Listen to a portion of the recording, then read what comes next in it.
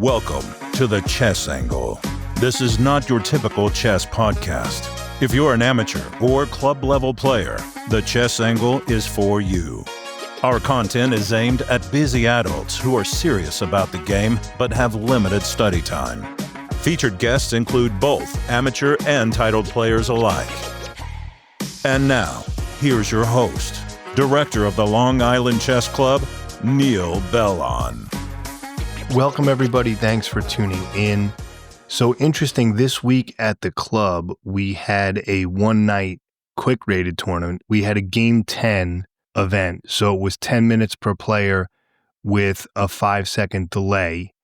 And very interesting, and I'll say this up front. In my experience, quick-rated games are the great equalizer as far as two players of different strengths facing each other. That may sound counterintuitive. You would think in a quick-rated event that the higher-rated player would crush the lower-rated opponent, but that's not necessarily true because the time control is so quick. The lower-rated player can often whip something up or the higher-rated might miss something. So it's very interesting, that dynamic. And I think if you want a better chance of beating a higher-rated opponent, sometimes quick-rated games offers a better way to do that. Now, of course, it doesn't affect your regular rating.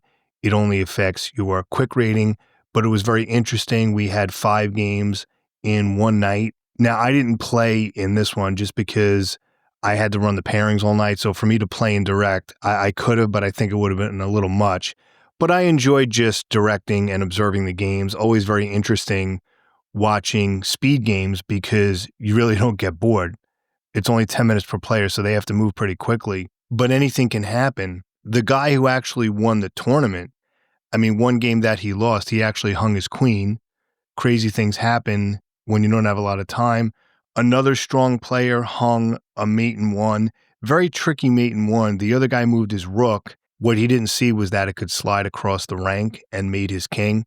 So very interesting. So queens were hung, mate in 1s were hung. Another was not aware of the queen versus pawn on the 7th rank theory. So this is where all those basic mating patterns, all those basic mating theories, things like that, you have to know those because you need to be able to move quickly and execute those if you're in time pressure. So basically, if you have a queen and your opponent has a pawn on the 7th rank that's being supported by his king and he's about to queen it, the basic theory is that you check his king with the queen, and then when you force his king on the queening square, that's when you move your own king closer to the action, and then eventually your king and queen together will win the pawn. If that pawn, however, is on a rook file or a bishop file, then it's actually drawn because of stalemating ideas.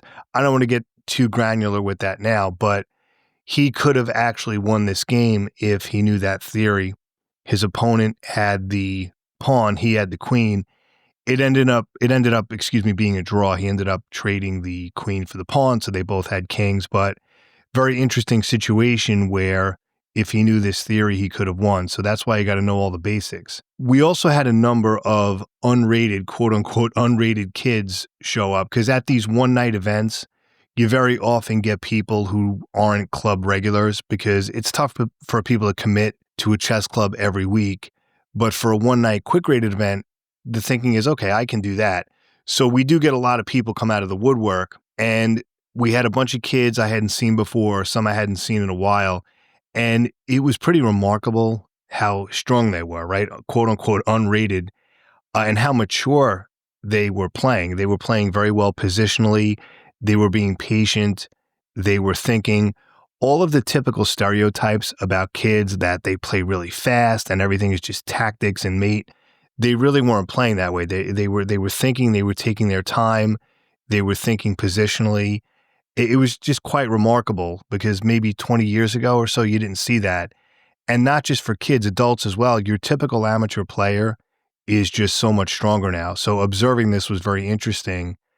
And then the last thing I'll say about this Game 10 event, I was in awe of how well many of the players, these are players of all levels, were defending in difficult positions, how resourceful they were being. Because you would look at a position and you were like, okay, it's over, this guy's going to win. And they would come up with some move, and it was It's just amazing in this game. If you think you're in a worse position, you'd be surprised how many resources there are that will allow you to equalize the position or minimize your opponent's advantage.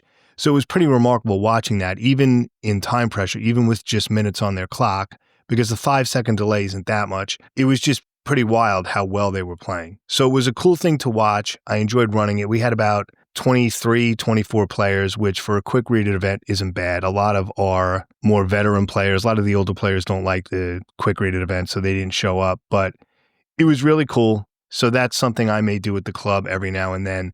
I used to run quick rated one night events back in the day, but I stopped doing them because the attendance just wasn't that great. Too many people just weren't into it. Most people prefer your typical slow, thoughtful game, even though it's a separate rating, because this is quick rated, so everyone's regular rating is not at stake. So I tell everybody that. I'm like, even if you're not a big speed person, just come down. But even though it's a separate rating, a lot of people just don't like it, which is understandable because you're basically playing with this feeling of being rushed because you only have 10 minutes. Very, very different from our typical game 90. But it was a cool night. And that being said, let's move on to our listener mailbag. You've got mail.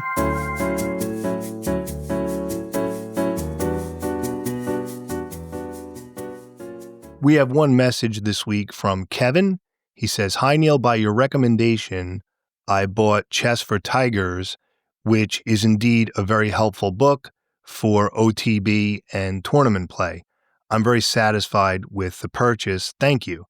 There is one word of caution, however, that some analysis of the lines, variations of the model games in the book, I guess without the help of the engine, were incorrect due to either the lack of deeper analysis or an overlook of other possible moves.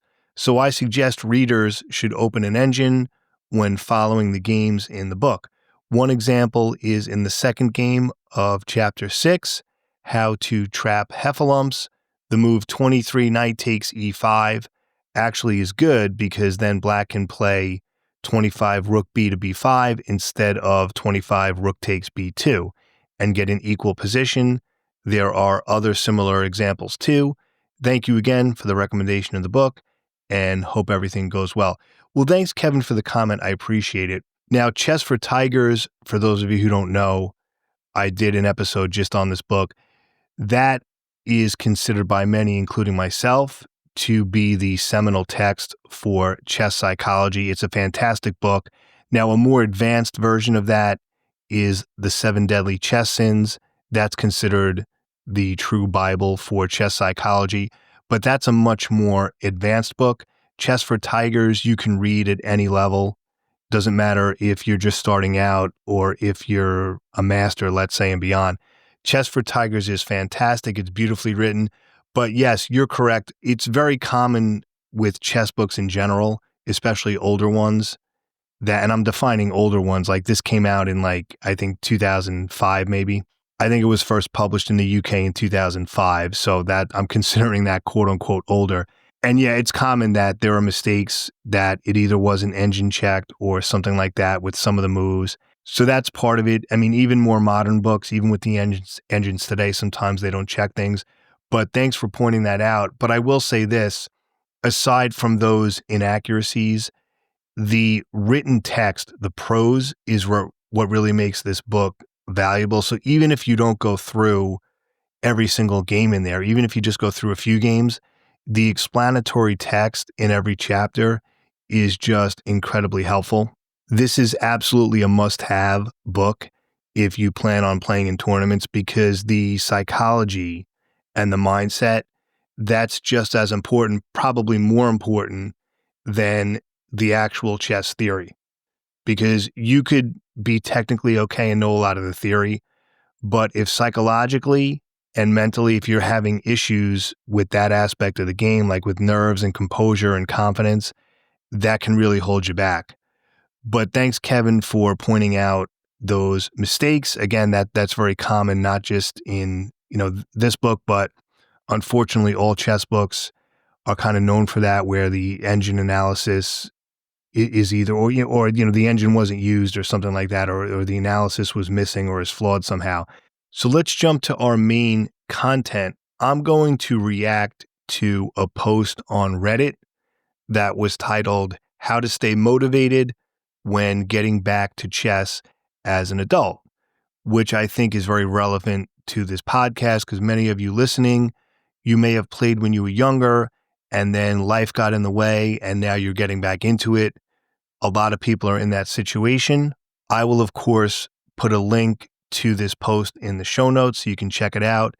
So this was a chess question in this thread, and he wrote, "Is it just me or is there anyone else? How can I be motivated to be good at chess again? I was winning against 1800 and 1900 FIDE in chess around 7 years ago, and I was a kid with big dreams in chess. I was told to stop in order to finish my education. Now coming back, I am losing to 1400s despite winning against some of them. I am playing my second classical tournament after coming back to chess. My online rating has improved over the years, but I am lacking patience in classical games. Also, it feels really bad. My love for chess is still there. I'm in my early 20s. I searched up my opponent's online rating in some of the rounds, but I find out it turns out to be lower than my online rating sometimes. I still did pretty well in Blitz OTB, but not classical. In classical, I lose badly. How can I improve? Is it worth it to try to do well in tournaments again?" Okay, so that's the post. I mean, I'll just say this up front. He's still a young guy. I mean, early 20s, and I know he wants to get better, but I think even for adults who are older than that, this is kind of a similar situation where maybe you're having some tough losses and you're not quite getting back where you want to be. So what I'll do, I'm going to read some of the responses and then I'm going to share my own thoughts. So the first response was, or one of the responses, I just kind of cherry picked some of them because you know how it is on Reddit. Sometimes it gets a little crazy. But anyway, one response was, "You seem fixated on ratings. That will just hinder you. Find the passion for the game instead of the numbers and improvement will be much easier." Well, that's certainly true. And I think we all fall into that trap. I know I do, where we're fixated on the rating. We put so much into that number. And you do have to try to just enjoy the game, work on getting better. But the thing is, and maybe I'm playing devil's advocate here, but it's hard not to fix on ratings as long as ratings exist. So it doesn't matter whether we're talking about OTB or online. Everybody has that number attached to their name. And as long as a rating system exists, it's very, very difficult to just not think about that. I mean, even people who say, yeah, I'm not worried about ratings, I just play. I mean, that's a little bit disingenuous to a certain point. I mean, everybody's concerned about it to some degree. My argument is it's very hard to not think about that number when it's always there. Every tournament, every time you play online, it's just staring you in the face. Now, this commenter is absolutely correct. You want to enjoy the game and not think about it, and then the improvement will come. But as I said, as long as it's still there, it's hard not to fixate on it. It's like that old quote. Was it Vince Lombardi? If it doesn't matter whether you win or lose, why do they keep score? That type. I don't know. Maybe that's a little too much. Although I believe he later said he regretted saying that. I think. I don't know. I'm not fact checking this, so don't hold me to that. But I agree. You don't want to fix on ratings. But the other side of that argument is, as long as ratings exist and they're such a part of the game and the ecosystem of chess, it's hard not to get into that mindset, but you have to do the best you can to just not obsess over it. We're now going to take a short break and we'll be back in just a moment. Next comment, someone wrote, "Something to note is that the average player is a lot better than 7 years ago. Thanks to the Queen's Gambit show, chess exploded in popularity, and now you have a lot of young, hungry players pushing up the average rating." Well, that's definitely true, not just the Queen's Gambit, but also the pandemic, of course. And I still believe, even as we're in May or June of 2025, the chess boom is still alive and well, maybe not as much as it was 2 or 3 years ago, because some people are saying, yeah, the chess boom is kind of dying out. I'm not really seeing that. It seems to be very popular right now. And yeah, I agree with you completely. The average player is a lot better than 7 years ago. The amateur chess scene is very, very tough now. A lot of good players. I think it's harder to get your rating up. I think with all the resources we have now, if you're a reasonably intelligent person and you're willing to put the time in, you can become a decent chess player in a fairly short amount of time. I mean, I'm not saying if you're starting as an adult, you're going to be like 2200 or a master, but you can become a competent tournament player. Again, if you're focused and you put the time in and you're playing a lot and you're studying the right things, because again, just the resources available now are just unbelievable compared to what it was, say, 25 or 30 years ago, which leads to the next comment that someone wrote. He said, yup, and now it's easier than ever to get good at chess. Youngsters can play and practice all day on their phone and get grandmaster lessons on YouTube. I have been playing for 50 years, and kids who have been playing for just a couple of years give me great games now. The ratings deflation effect seems to be about minus 200 since 2020, in my opinion. If you were 1800 then, that's equivalent to about 1600 now. I think that's pretty accurate. I mean, we could argue the numbers a little bit, but I think that's a very fair comment. And then the next comment was, people don't want to hear this. Long-term over-the-board and online blitz are two different pairs of shoes. You can use your long-term over-the-board training for online blitz as well, but the other way around helps you only to a limited extent. I'm not sure I agree with that. I'm not sure I follow that. So he's saying you can use your long-term over-the-board training for blitz, but the other way around helps you only to a limited extent. I don't know that that's true, because for me, playing 5-minute blitz games, it actually does help my longer game. It helps with tactics. It helps with clock management. It helps with confidence. It helps with intuition, because, if you're going to play over the board, yeah, you want to calculate and look at lines, but there are times where you kind of do have to blend in some intuition as well.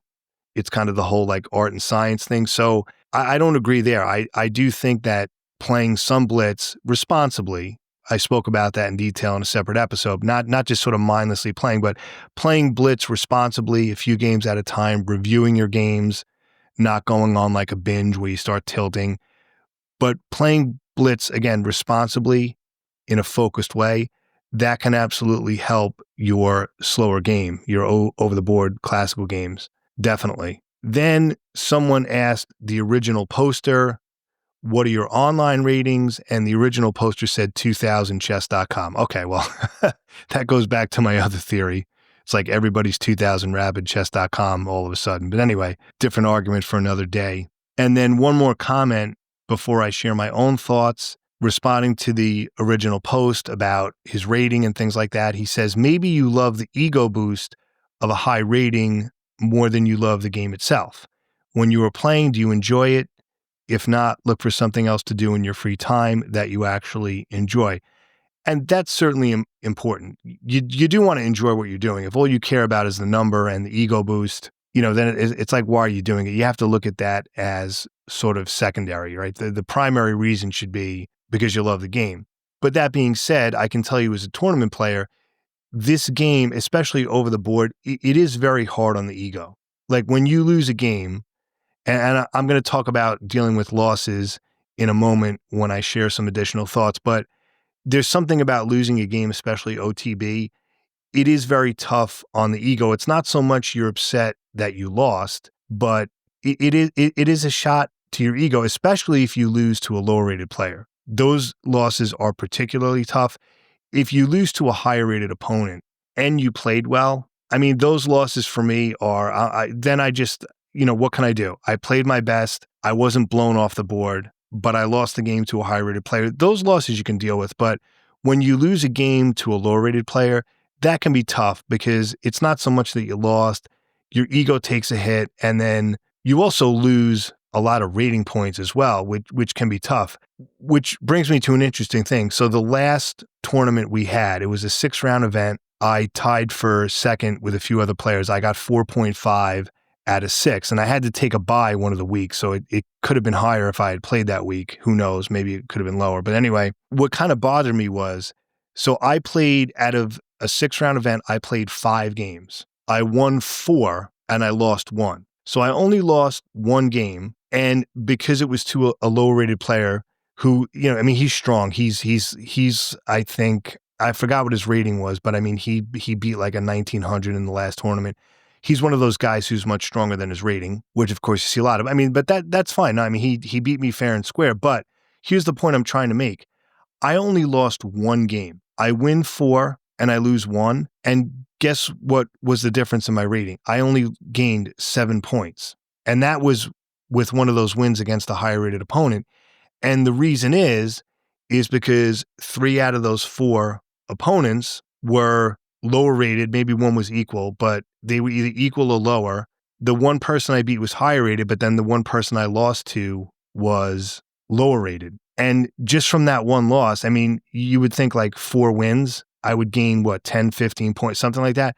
I only gained 7 points for the whole tournament. That's it. 1 loss out of 5 games, 4 wins, and I only gained 7 points. And that's the rating system. That's how brutal it is. It's very punitive when you lose to a lower rated player, even 1 game. And, if you beat a lower rated player, you really don't get much. So if I play someone rated 1,000 or 1,200, it might be like 2 or 3 points. That's just how it is. But like I said, you have that one outlier of a game where you lose to a low rated player and you get beaten up. And even winning against the higher rated player, I had a nice win there in the last round. That basically, it ended up being a wash. I only gained 7 points, all that work. And that's just how it is. And part of the reason for that also is now our club, and I think a lot of chess clubs in general, because of the boom, are skewing lower as far as ratings. Like most of our regular members now are rated below 1,500, probably below 1,400, which means in a 5-round event, you're lucky if you get maybe 1 or 2 decent pairings, and that's if you're winning and you're playing well. Because, let's say you play a low-rated opponent who's much stronger than his rating, it hasn't caught up yet, deflation, that whole thing. If you lose or draw that player, it may take you a couple rounds just to get a decent pairing. That's kind of what happened in this tournament. I won the first round. I had to take a bye for the second round.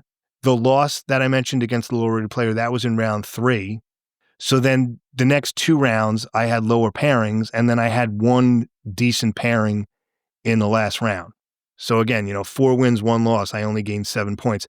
That's why it's hard to get your rating up now. It's the logistics of the rating system and the players that we have now. It's kind of a mix of things. I know that was kind of a long tangent, but it's interesting in case you're wondering, for those of you who playing tournaments, why am I having like somewhat decent results, but my rating is barely budging? Well, that's why. These are these sort of mathematical logistics that you have to deal with. We're now going to take a short break, and I will be back in a moment to share some additional thoughts about staying motivated as an adult coming back to chess.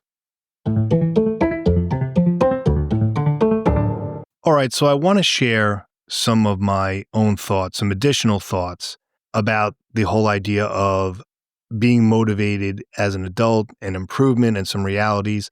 Some of this may seem a little cynical, but I want to kind of keep things real and down to earth. So a couple of things. First, you need to have realistic improvement expectations based on the current statistics.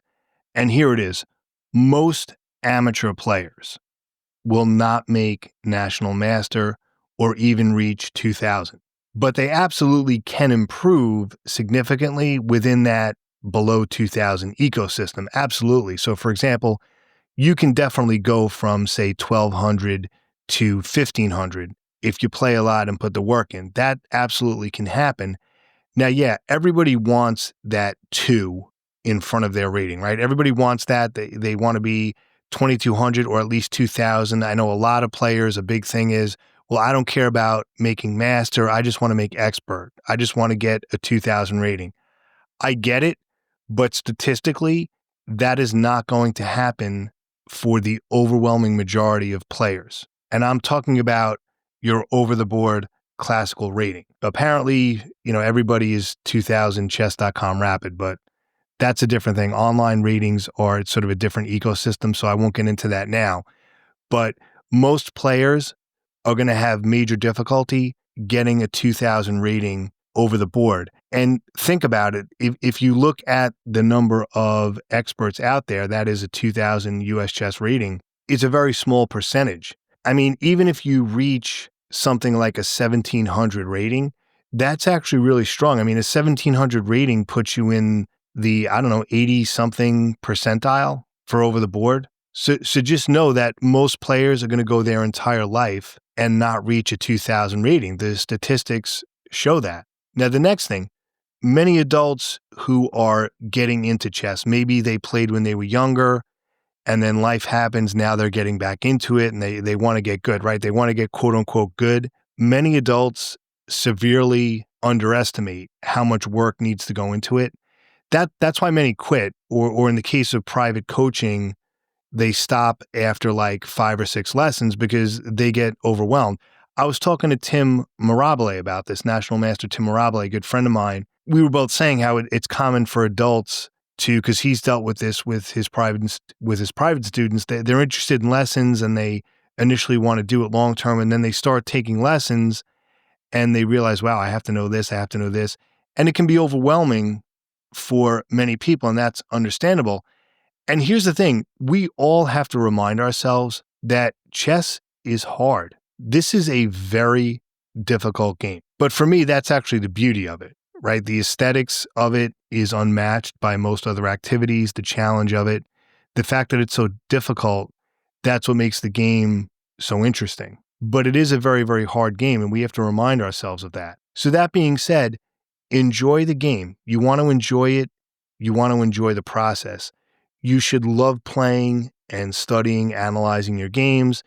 Do chess activities that are fun. That is important. Not everything has to be 100% like hardcore improvement based, or you're going to burn out. Now, you may say, okay, well, Neil, you've mentioned, don't mindlessly play Blitz online, but I find that fun. So aren't you contradicting yourself? No, what I'm saying is, if you want to have some sessions where you sort of just mindlessly play Blitz online over and over and you don't analyze, if you find that fun, if you find that a good way to kind of let off steam after a long day, that's fine. But what I'm saying is, if you want to get better, you have to mix that in with some serious chess study as well. So if you want to mindlessly play Blitz because you enjoy it, that's fine, but that can't be the only chess activity you do if you want to get better. That's all I'm saying. So if there's something quote unquote fun that you enjoy doing chess-wise, but isn't really going to help improve much, that's okay. But just realize if that's all you do,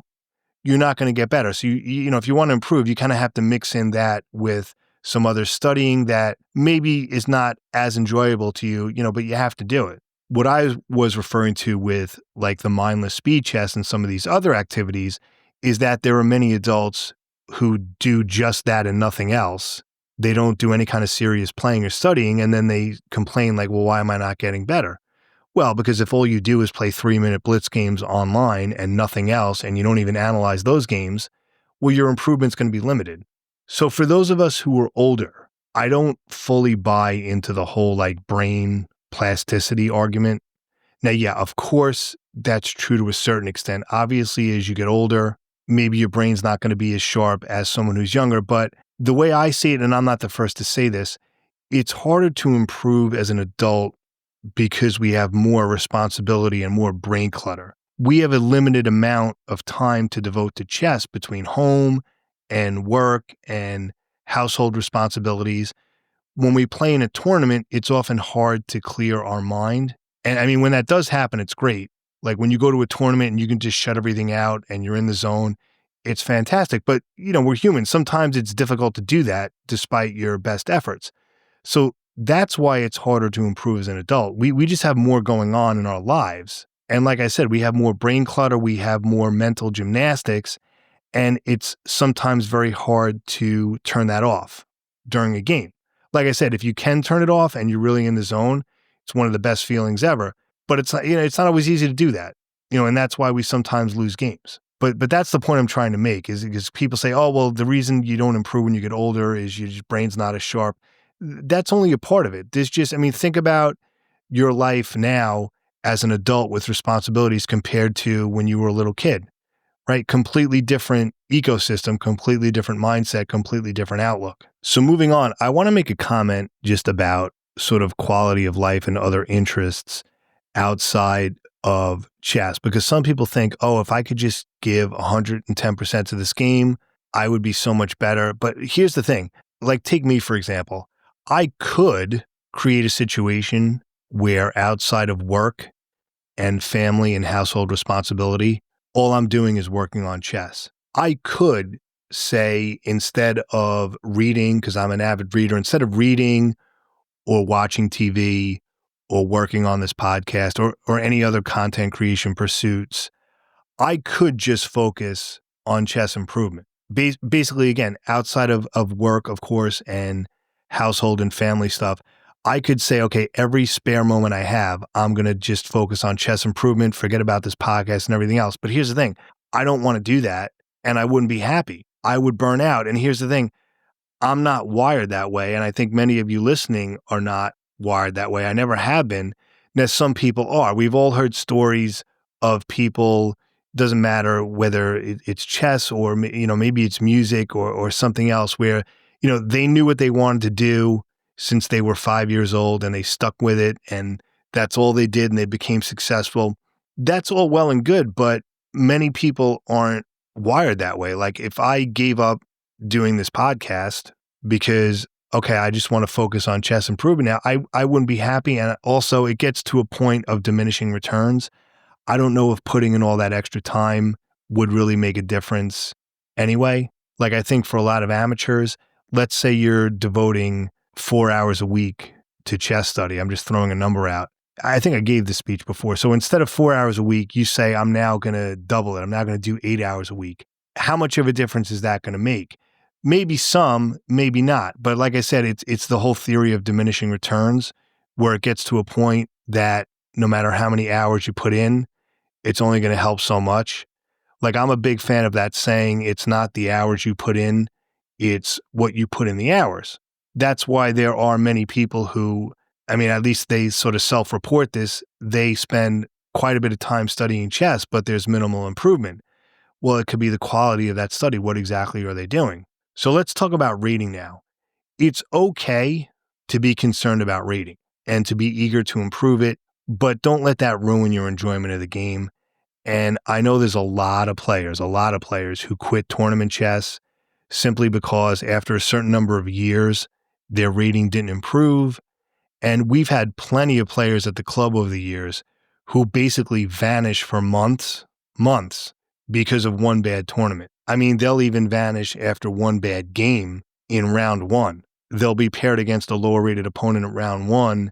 They'll lose the game and then I won't see them for months. You don't want to be that guy.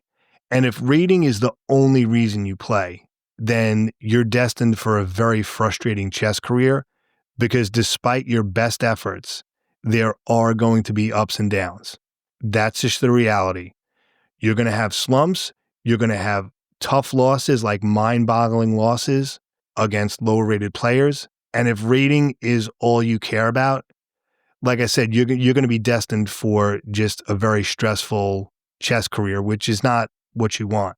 But there's something about tournaments that I don't want to say brings out the worst in us, but it's a very stressful thing. This is why a lot of people don't play in tournaments, just because it's just too much, just rating and the pressure to win and that feeling of losing. A lot of people just want to play online or play as a hobby. And I get that. As much as I love it and as important as it is to me, tournament chess is not for everybody. And even some very strong title players have stopped playing in tournaments. So it's not just an amateur thing. So 2 more points I want to make before we wrap this up. I want to share with you, silly little thing, but I call this the driveway method to deal with losses. And what I'm talking about, many players, if you had a really tough loss, it stays with them for many days. which is not a good place to be. All right. It's a game at the end of the day. And in the past, I admit sometimes I would let losses carry with me a little too long. I've since changed that, and I'm proud. This is one of those changes I made to the psychological aspect of the game that I've actually stuck with. So here's my thing. If I had a bad loss at the club, now a bad loss, that's going to mean different things to different people.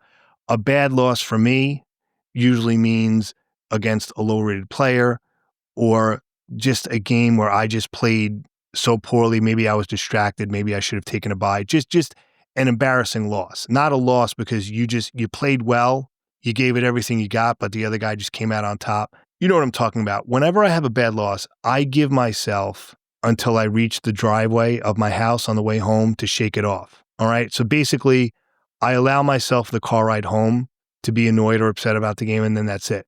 As soon as I pull in the driveway, I move on. I carry on with my life. It's done. I mean, sure, I'll look at the game a few days later, over the weekend or whatever. That's what I call the driveway method. As soon as you get back to your house, just drop it and move on. Don't carry it with you. Because in the past, I would let the loss carry into the next day or several days. And I can honestly say I've stopped doing that. And I'm much happier that way. You don't want to be that guy who's thinking about a loss while doing errands or while at work. Many people do. And you don't want to obsess over it. It's just not worth it. It's like I said earlier, I've said this a million times on this podcast. You're not going to win every game. Just get over yourself. That's just how it is. You're not going to win every game despite your best efforts. That's just the reality.